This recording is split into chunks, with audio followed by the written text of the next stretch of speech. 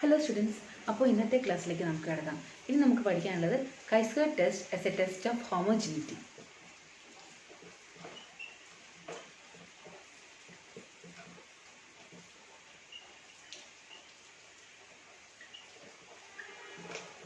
അപ്പോൾ അതിൻ്റെ പ്രൊസീജിയർ എന്താണെന്ന് നോക്കാം. ഫസ്റ്റ് പ്രൊസീജിയർ ആസ് യൂഷ്വൽ നമുക്ക് setting up of null hypothesis. First നമ്മൾ എന്ത് ചെയ്യും? ദർ ഇസ് ഹോമോജിനിറ്റി എന്ന് നമ്മൾ സെറ്റ് ചെയ്യും. അതുപോലെ ദർ ഇസ് നോ ഹോമോജിനിറ്റി എന്ന് നമ്മൾ H1 ആയിട്ടും സെറ്റ് ചെയ്യും.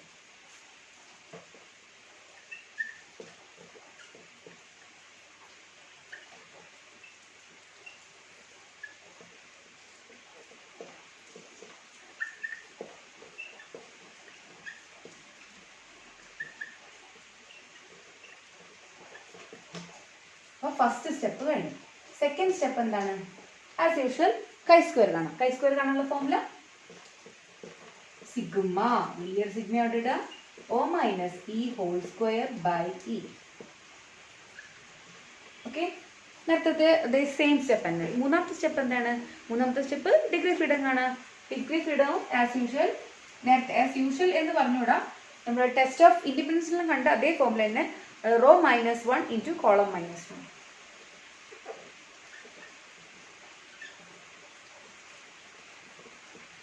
Okay, and fourth step is chi-square table value, that is alpha and degree freedom.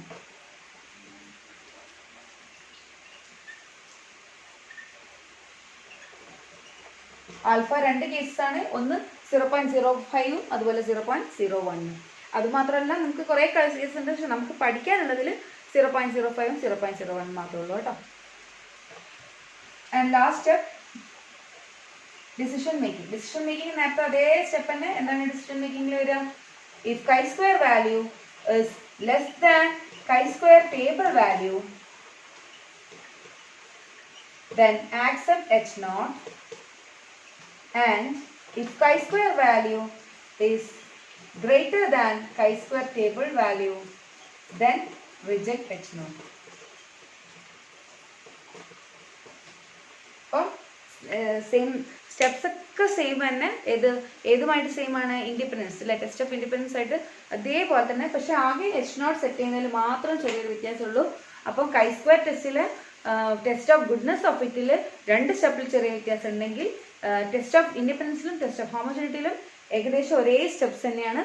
പക്ഷേ H0 H1 മാത്രമേ വ്യത്യാസമുള്ളൂ കേട്ടോ. അപ്പോൾ H0 നമുക്ക് വേണമെങ്കിൽ there is no significant difference between 2 attributes ആണെങ്കിൽ 2 എന്ന് പറയാം, അല്ലെങ്കിൽ 4 ആണെങ്കിൽ 4 ആട്രിബ്യൂട്ട്സ് അങ്ങനെ പറയാം.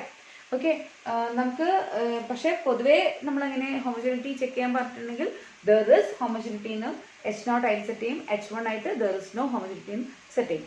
ഓക്കെ, അപ്പോൾ നമുക്ക് ഒരു പ്രോബ്ലത്തിലേക്ക് കിടക്കാം.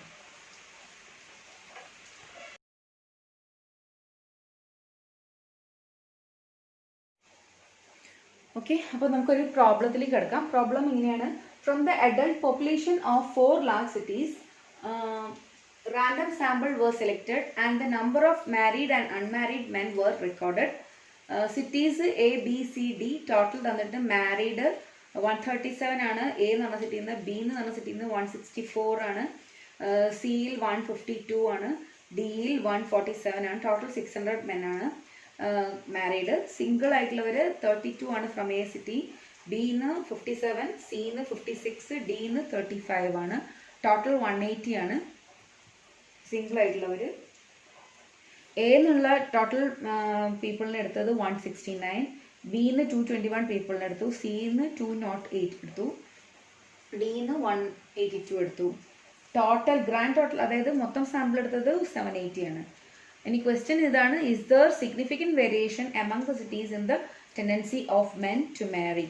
അപ്പോൾ നിങ്ങൾ ഓട്ടോമാറ്റിക്കലി ഈ ക്വസ്റ്റ്യൻ കാണുമ്പോൾ തന്നെ നിങ്ങൾ ക്വസ്റ്റ്യൻ മനസ്സിലാക്കും. ലാസ്റ്റ് പാർട്ട് അനുസരിച്ചിട്ട് വേണമെങ്കിൽ നമുക്ക് ഇങ്ങനെ പറയാം: is there significant variation among the cities in the tendency of men to marry എന്ന് ചോദിച്ചിട്ടുണ്ടെങ്കിൽ there is no significant variation among the cities in the tendency of men to Mari.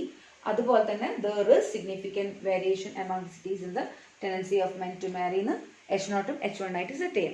Okay, അപ്പോൾ നിങ്ങൾക്ക് choose ചെയ്യാം ഏത് വേണം, ഏത് രീതിയിൽ. Homogeneity രീതിയിൽ പറയുകയാണെങ്കിൽ ഈ 4 സിറ്റീസിലും ഒരുപോലെയാണോ, ഈ ആണുങ്ങൾക്കെല്ലാം ഒരുപോലെയാണോ കല്യാണം കഴിക്കാൻ താല്പര്യം?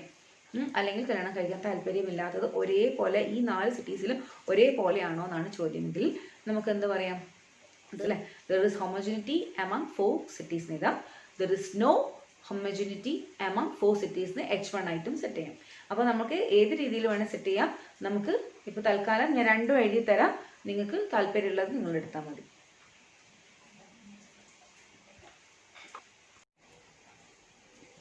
അപ്പോൾ നമുക്ക് ഫസ്റ്റ് എങ്ങനെയാണ് H0 the 4 cities are homogeneous. Second H1 the 4 cities are not homogeneous. അല്ലെങ്കിൽ or H0 there is no significant variation among the cities in the tendency of men to marry. There is significant variation among the cities in the tendency of men to marry. അത് ഞാൻ last sentence എന്നാണ് അങ്ങനെ എടുത്തിരിക്കുന്നത്. നിങ്ങൾക്ക് ഏതാ വേണ്ടതെന്ന് വെച്ചാൽ അങ്ങനെ ചൂസ് ചെയ്യാം. ഓക്കെ, ഹോമോജനിറ്റി ചൂസ് ചെയ്യണമെങ്കിൽ അങ്ങനെ ചെയ്യാം, അതല്ല ഈ രീതിയിൽ ചെയ്യണമെങ്കിൽ അങ്ങനെയും ചെയ്യാം. ഓക്കെ, അപ്പം നെക്സ്റ്റ് നമുക്ക് നെക്സ്റ്റ് സ്റ്റെപ്പ് എന്താണ്? Second step chi square find ചെയ്യാം. കൈ സ്ക്വയറിന് എന്തൊക്കെയാണ് ആവശ്യം? കൈ സ്ക്വയർ നമുക്ക് ഒബ്സർവ്ഡ് ഫ്രീക്വൻസി വേണം, എക്സ്പെക്റ്റഡ് ഫ്രീക്വൻസി വേണം. അപ്പം ഫോമുല ഒന്ന് എഴുതി വെക്കുന്നുണ്ട്. കൈ സ്ക്വയറിന്റെ ഫോമുല എന്താണ്? അപ്പൊ ഇത് രണ്ടുമാണ് ഫസ്റ്റ് സ്റ്റെപ്പ് കേട്ടോ. അപ്പൊ ഇതിൽ നിങ്ങൾ ഏതെങ്കിലും ഒന്ന് ചൂസ് ചെയ്താൽ മതി. ഇപ്പൊ ഞാനൊരു കാര്യം ചെയ്യാം, ഞാൻ ജസ്റ്റ് നിങ്ങൾ പറഞ്ഞു തരാൻ വേണ്ടിയിട്ട് മാത്രം ഇത് എഴുതിയതാണ്. തൽക്കാലം ഞാൻ ഇതൊന്ന് മായ്ക്കാം, കാരണം എല്ലാം കൂടെ ഫുള്ളി ഒരു നിറഞ്ഞു കഴിഞ്ഞ് കഴിഞ്ഞാൽ നമുക്ക് പ്രോബ്ലം ചെയ്യാൻ പറ്റില്ല. അപ്പൊ അതുകൊണ്ട് ഞാനതൊന്നും മായ്ക്കാണ്.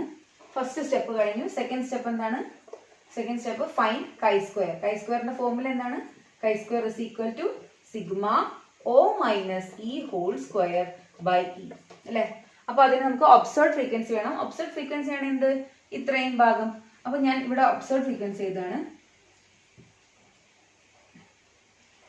പിന്നെ എക്സ്പെക്റ്റഡ് ഫ്രീക്വൻസി. എക്സ്പെക്റ്റഡ് ഫ്രീക്വൻസി നിങ്ങൾക്കറിയാം ഫോമുല.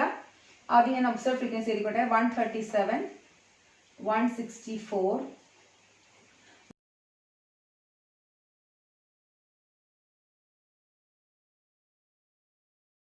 ഓക്കെ. ഇനി എക്സ്പെക്റ്റഡ് ഫ്രീക്വൻസി നമുക്ക് കാണണം. അപ്പൊ അത് നമ്മൾ നേരത്തെ പറഞ്ഞ പോലെ തന്നെ എക്സ്പെക്റ്റഡ് ഫ്രീക്വൻസി നമ്മൾ ടെസ്റ്റ് ഓഫ് ഇൻഡിപെൻഡൻസ് നമ്മൾ കണ്ടുപിടിച്ച അതേ മെത്തേഡ് തന്നെയാണ്. അതായത് row total into column total by grand total. Okay, നമ്മുടെ ഫോമുല എന്താണ്? എക്സ്പെക്റ്റഡ് ഫ്രീക്വൻസി കാണാനുള്ള formula row total into column total by grand total. Okay, മറന്നു പോകരുത്. ജസ്റ്റ് ഒന്ന് ഓർമ്മിക്കാൻ വേണ്ടിയിട്ടാണ് ഇവിടെ എഴുതിയത് കേട്ടോ. അപ്പം ഇനി നമുക്ക് ആ പ്രോബ്ലം ചെയ്ത് നോക്കാം. 7 ആണ് അല്ലെ ഫസ്റ്റത്തെ ഒബ്സർവ്ഡ് ഫ്രീക്വൻസി. അതിന്റെ എക്സ്പെക്റ്റഡ് ഫ്രീക്വൻസി എങ്ങനെ കാണും? ഞാൻ ഒരു കാര്യം ചെയ്യാം, അവിടെ തന്നെ നമുക്ക് കള്ളിയിൽ എഴുതാം കേട്ടോ. അപ്പൊ 137 ഞാൻ ഒന്ന് ചെറുതാക്കി എഴുതുന്നുണ്ട്. കുറച്ചും കൂടെ നീക്കാം, ഇങ്ങോട്ട് നീക്കാം. അപ്പൊ ഞാൻ എല്ലാത്തിനും ഒരു കള്ളി വരച്ചു. ഒബ്സർവ്ഡ് ഫ്രീക്വൻസി നമുക്ക് ഓൾറെഡി തന്നിട്ടുണ്ട്. അതിൻ്റെയൊക്കെ എക്സ്പെക്റ്റഡ് ഫ്രീക്വൻസി കാണാൻ വേണ്ടിയിട്ട് ഞാനൊരു ചെറിയ സ്ക്വയർ എല്ലാ കള്ളിയിലും വരച്ചു. ഓക്കെ, ഒന്ന് വലുതാക്കി, എൻ്റെ കള്ളികളൊക്കെ ഒന്ന് ഞാൻ വലുതാക്കി. എന്നിട്ട് നമുക്ക് അതിൻ്റെ എക്സ്പെക്റ്റഡ് ഫ്രീക്വൻസി അവിടെ തന്നെ നമുക്ക് ചെയ്യാൻ വേണ്ടിയിട്ട് കേട്ടോ. അപ്പം ഫസ്റ്റത്തെ കോളത്തിൻ്റെ എങ്ങനെ ചെയ്യാം? ഫസ്റ്റത്തത് 137 അല്ലേ.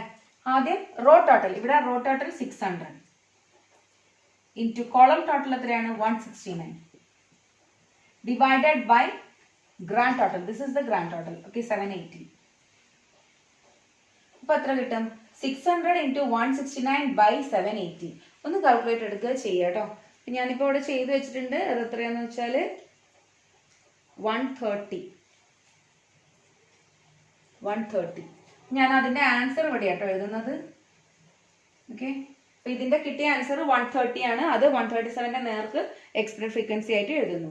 ഓക്കെ, നെക്സ്റ്റ് 164ന്റെ റോ ടോട്ടൽ 600 ആണ് ഇൻറ്റു കോളം ടോട്ടൽ 221 ആണ് ബൈ ഗ്രാൻഡ് ടോട്ടൽ 780 ആണ്. ഓക്കെ, ഓർമ്മിച്ച് എഴുതണം. റോ ടോട്ടൽ ഇവിടെ ഉള്ളത്, കോളം ടോട്ടൽ ഇത്, ഗ്രാൻഡ് ടോട്ടൽ ഇത്. ഓക്കെ, അപ്പോൾ 600 ഇൻറ്റു 221 ഡിവൈഡഡ് ബൈ 780. അത് ചെയ്താൽ എത്ര കിട്ടും? 170 കിട്ടും കേട്ടോ. ഇതിന്റെ മൊത്തം ആൻസർ അത് 170. അപ്പൊ ഞാൻ ഇവിടെ എഴുതുന്നത് കേട്ടോ. ഓക്കെ, 170 എഴുതി. ഇനി അടുത്തത് ഇതിന്റെ ഗ്രാൻഡ് ടോട്ടൽ. ഇതിന്റെ റോ ടോട്ടൽ 600, ഇതിന്റെ കോളം ടോട്ടൽ 208 ഡിവൈഡഡ് ബൈ 780. അപ്പോൾ അത് കാൽക്കുലേറ്ററിൽ ചെയ്ത് നോക്കിയാൽ കിട്ടുന്നത് 160 കേട്ടോ. അപ്പോൾ 160 ഇതിന്റെ വാല്യൂ ഞാൻ ഇവിടെ എഴുതുന്നു. Okay, next 147. 147 row total 600. Column total 182 by grand total 780. ചെയ്ത് കഴിഞ്ഞാൽ കിട്ടുന്ന വാല്യൂ 140 കേട്ടോ. അപ്പോൾ ഇവിടെ 140 എഴുതുന്നതിന് പകരം ഞാൻ ഇവിടേക്ക് എടുത്തായിരുന്നു. അപ്പോൾ 147 ഇവിടെ എഴുതാൻ വിട്ടുപോയിട്ടുണ്ട്. അപ്പോൾ 147ന്റെ വാല്യൂ 140 കേട്ടോ. ഓക്കെ. ഇനി 32ന്റെ നോക്കാം. 32ന്റെ റോ ടോട്ടൽ എത്രയാ? 180. ഇനി column total 169 by grand total 780. 39 ഞാൻ ഇവിടെ എഴുതുന്നു കേട്ടോ. ഓക്കെ. ഇനി നെക്സ്റ്റ് 57ന്റേത്. 57ന്റെ row total 180, column total 221 divided by 780 grand total. അപ്പോൾ അത് ചെയ്താൽ എത്ര കിട്ടും? 51. അപ്പോൾ ഇതിന്റെ ആൻസർ 51. അത് ഞാൻ ഇവിടെ എഴുതുന്നു കേട്ടോ. ഓക്കെ. 56ന്റേത് row total 180, column total 208 by 780. Answer എത്രയാണ് കിട്ടുന്നത്? ഇത് 48 അല്ലേ? ഓക്കെ. ഇതിൻ്റെത് 48. അപ്പം ഞാൻ 56ന്റെ നേരെ 48 എഴുതുന്നു. നെക്സ്റ്റ് 35ൻ്റെത് അല്ലേ? 180 182. അപ്പോൾ 180 × 182 ചെയ്യാം, ഡിവൈഡഡ് ബൈ 780 ചെയ്യാം. അപ്പോൾ എത്ര കിട്ടും? കാൽക്കുലേറ്റർ എടുത്ത് നോക്കാം കേട്ടോ. ചെയ്യുമ്പോൾ ആൻസർ കിട്ടുന്ന 42 ആണ്. അപ്പോൾ ഇവിടെ 42 എഴുതാം.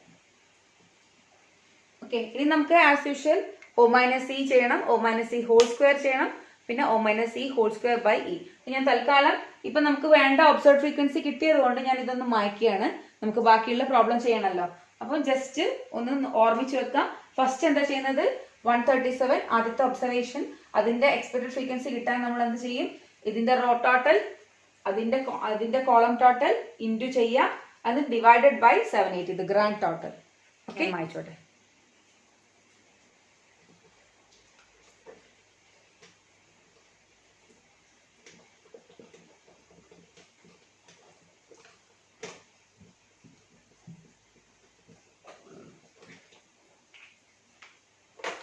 നമുക്ക് ഓരോന്നിന്റെ ഡിഫറൻസ് കാണാം. 137 - 130 is 7 അല്ലേ? 164 - 170 is 6 -6. 152 - 160 is -8. 147 - 140 is 7. 32 - 39 is -7. 57 - 51 is 6. 56 - 48 is 8 plus 8. 35 - 42 is 7 -7. ഇനി അതിൻ്റെയൊക്കെ സ്ക്വയർ കാണാം അല്ലേ? 7 square 49, 6 - 6 square 36, -8 square 64, 7 square 49, 7 square 49, 6 square 36, 8 square 64, and 7 square is 49. അപ്പോൾ അതൊക്കെ കിട്ടി. ഇനി എന്താ ചെയ്യേണ്ടത്? ഇനി നമുക്ക് ചെയ്യേണ്ടത് O - E whole square by E ചെയ്യണം അല്ലേ? അതായത് 49 ബൈ 130 ചെയ്യണം. അത് എത്രയാന്ന് നോക്കാം. 49 ബൈ 130 എത്ര വരും? 0.3769. 0.3769. ഓക്കെ. പിന്നെ അടുത്തത് 36 ബൈ 170, അത് എത്ര വരും? 0.2118. 0.2118. അടുത്തത് അത് ഇവിടെ തന്നെ എഴുതാം. ഞാൻ ഒരെണ്ണം കൂടെ എഴുതാട്ടോ, ഇനി എഴുതൂല, ബാക്കി നിങ്ങൾ സ്വന്തം ചെയ്യുക. 64 ബൈ 160. 64 ബൈ 160 എത്രയാ? 0.4000 എഴുതാം അല്ലേ? അടുത്തത് 49 ബൈ 140. 49 by 140 is 0.3500. 0.35. അടുത്തത് 49 ബൈ 39. 49 ബൈ 39 എത്രയാണ്? 1. ഓക്കെ. അടുത്തത്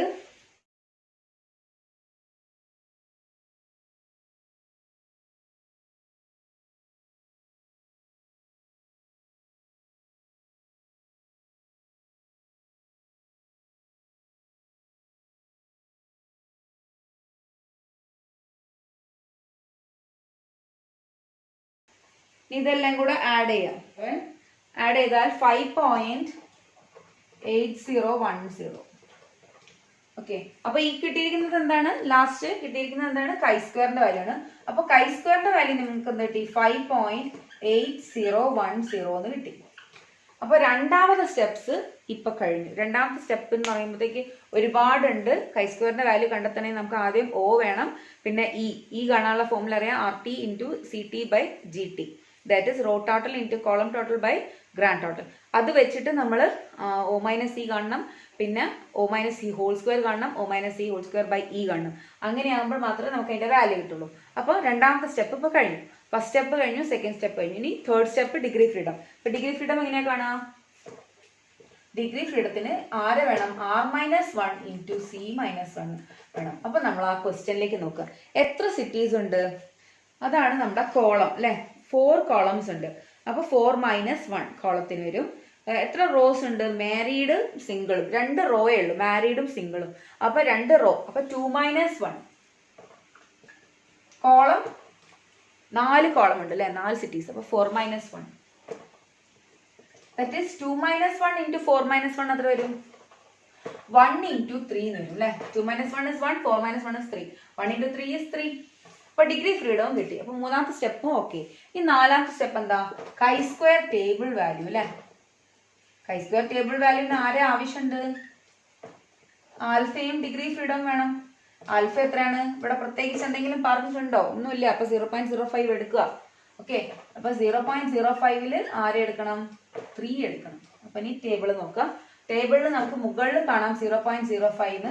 ഈ സൈഡിലാണ് ഡിഗ്രി ഫ്രീഡം വരിക. അപ്പൊ അതിവിടെ ഡിഗ്രി ഫ്രീഡമിൽ 1 2 3 എന്ന് പറഞ്ഞിട്ട് 3 എത്തുമ്പോൾ അതിന് നേരെയുള്ളതും ഈ ഇതിന് നേരെയുള്ളതും ആയിട്ടുള്ള ഒരു വാല്യൂ ഉണ്ടാവും. അത് ഏതാന്ന് നോക്കുക. 0.05 3 നോക്കുക. അപ്പൊ എന്ത് കിട്ടും? 7.81 എന്ന് കിട്ടും കേട്ടോ.